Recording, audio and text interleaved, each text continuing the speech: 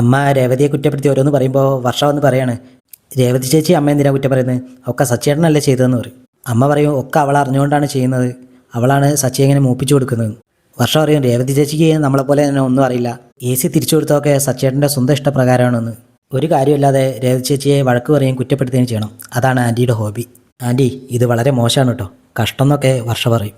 ഈ താലിമാല പണയം വെക്കുന്നതും സെൻറ്റി അടിക്കുന്നതൊക്കെ ഞാൻ ഡബ് ചെയ്യുന്ന സീരിയലും സിനിമയിലൊക്കെ കാണാറുണ്ട്, ജീവിതത്തിൽ ഇത് ആദ്യമായിട്ടാന്ന് പറയും. ഇത് സെൻറ്റി ആയിട്ടല്ല, കോമഡി ആയിട്ടാണ് എനിക്ക് തോന്നിയത്.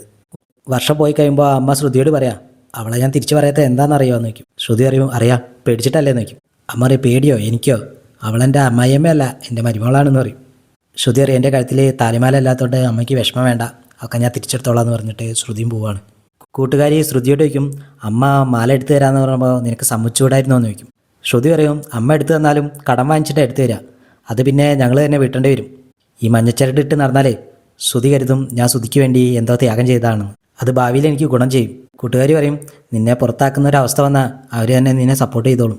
രേവതി പൂ കെട്ടിക്കൊണ്ടിരിക്കുമ്പോൾ സച്ചി അങ്ങോട്ട് വരികയാണ്. സച്ചി ഒരു ഓട്ടോ ഒക്കെ കുറവാണ്, എല്ലാവർക്കും സ്വന്തമായിട്ട് കാറുണ്ട്, ഇപ്പം നീ വിചാരിക്കുന്നത് ഞാൻ വെറുതെ പറയുകയാണെങ്കിൽ എനിക്ക് ഇങ്ങോട്ട് വരാൻ വേണ്ടിയിട്ട് ഓരോ കാരണം ഉണ്ടാക്കുകയാണെന്നൊക്കെ അല്ലേ നീ ചിന്തിച്ചതെന്ന് സച്ചി ചോദിക്കും.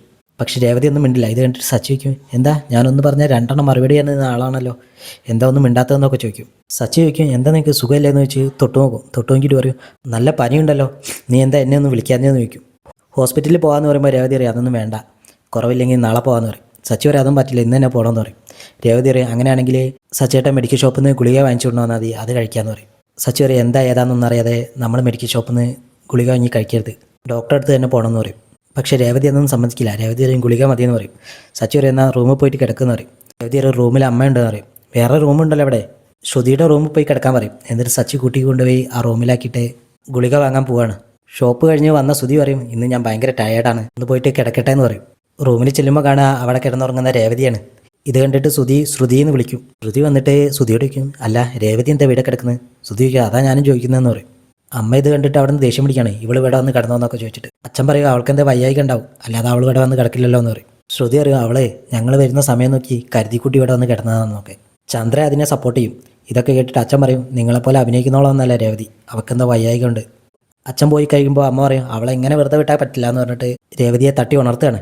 രേവതി പറയും, ക്ഷീണം കാരണം ഉറങ്ങിപ്പോയതാന്ന് പറയുമ്പോൾ അമ്മ കുറേ കുറ്റപ്പെടുത്തി ഓരോന്ന് പറയാണ്. പറഞ്ഞിട്ട് അവളവിടെ ഇരിക്കുക, പുറത്തു പോകാൻ ഭാവമില്ല എന്ന് പറഞ്ഞിട്ട് രേവതിയെ പിടിച്ച് പുറത്തേക്ക് ആക്കാൻ നോക്കുമ്പോൾ സച്ചി അങ്ങോട്ട് വരികയാണ്. സച്ചി പറയും, ഇതിന് പകരം എന്താ ചെയ്യേണ്ടതെന്ന് എനിക്കറിയാം, നിങ്ങളെൻ്റെ അമ്മായിപ്പോയില്ലേ, അതുകൊണ്ടാണ് ഞാൻ ക്ഷമിക്കുന്നത്. നിങ്ങളൊരു സ്ത്രീയാണോ?